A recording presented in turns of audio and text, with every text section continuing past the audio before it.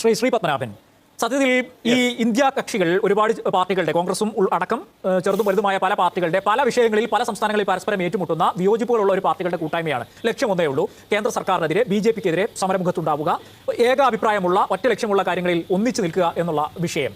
സത്യത്തിൽ അവരങ്ങനെ നിന്നിട്ടും നിങ്ങൾക്കൊരു വിഷയവുമില്ല. ഇന്നിപ്പോൾ ശ്രീ സലീം കുമാറിന്റെ വിയോഗത്തിന്റെ ദിവസമാണ്. അദ്ദേഹത്തിന്റെ അനുസ്മരണം നാടൊട്ടുക്ക് നടന്നുകൊണ്ടിരിക്കുന്ന സമയമാണ്. അദ്ദേഹത്തിന്റെ പ്രശസ്തമായ ഒരു ഡയലോഗുണ്ട് മായാവി സിനിമയിൽ, ഇതൊക്കെ എന്ത് എന്നുള്ള അതുപോലൊരു മൂഡിലാണോ BJP കാര്യങ്ങളെ കാണുന്നത്? അല്ല, ഞങ്ങൾ പൊതുവേ എല്ലാ തെരഞ്ഞെടുപ്പിനെയും സീരിയസ് ആയി കാണുന്നവരാണ്, അറിയാലോ. ഞങ്ങൾ ഒരു തെരഞ്ഞെടുപ്പിനെയും ലാഘവത്തോടെ കാണാറില്ല. അതോടൊപ്പം ഞങ്ങൾ ഒരു പാർട്ടിയെയും ഒരു മുന്നണിയെയും, അതായത് ഞങ്ങൾ എതിർഭാഗത്ത് നിൽക്കുന്ന ഒരു പാർട്ടിയെയും ഒരു മുന്നണിയെയും ഞങ്ങൾ ലാഘവത്തോടെ കാണാറില്ല.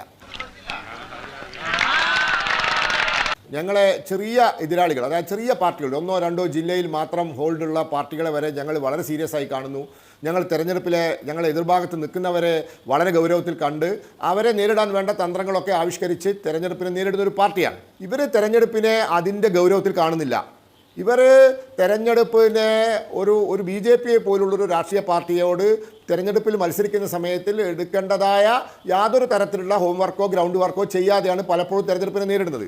രണ്ടാമത് ഇവർ ചെയ്യുന്ന ഏറ്റവും വലിയൊരു പ്രശ്നം, ഇലക്ഷൻ തോറ്റു കഴിഞ്ഞാൽ ഇവർ ജനവിധി അംഗീകരിക്കുകയല്ല ചെയ്യുന്നത്. ഇവർ BJPയുമായി മത്സരിച്ച് തോറ്റു കഴിഞ്ഞാൽ ഉടനെ ഇവർ ഇലക്ഷൻ മെഷീനെ കുറ്റം പറയും, അല്ലെങ്കിൽ വോട്ടർ പട്ടികയെ കുറ്റം പറയും, അല്ലെങ്കിൽ മറ്റ് സംവിധാനങ്ങളെ കുറ്റം പറയും.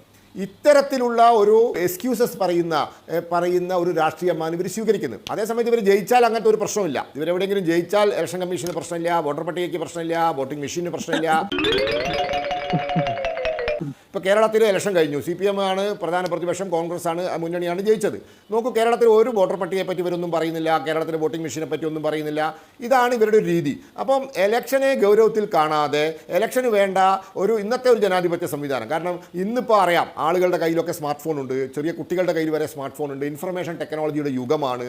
ലോകത്ത് നടക്കുന്ന എല്ലാ കാര്യങ്ങളും ആളുകൾക്കറിയാം, എല്ലാ പാർട്ടിയെ പറ്റിയും അറിയാം, മത്സരിക്കുന്ന സ്ഥാനാർത്ഥിയുടെ പഴയകാല ചരിത്രം വരെ ഇൻ്റർനെറ്റിൽ കിട്ടും. അപ്പോൾ ഇങ്ങനെ ജനങ്ങൾക്ക് എല്ലാ വിവരങ്ങളും കിട്ടാൻ സാധ്യതയുള്ളൊരു സാഹചര്യത്തിൽ നിങ്ങൾക്ക് ജനങ്ങളെടുത്ത് വിജയിക്കണമെങ്കിൽ യഥാർത്ഥ രീതിയിൽ അധ്വാനിച്ചിട്ടേ ജയിക്കാൻ സാധിക്കുള്ളൂ.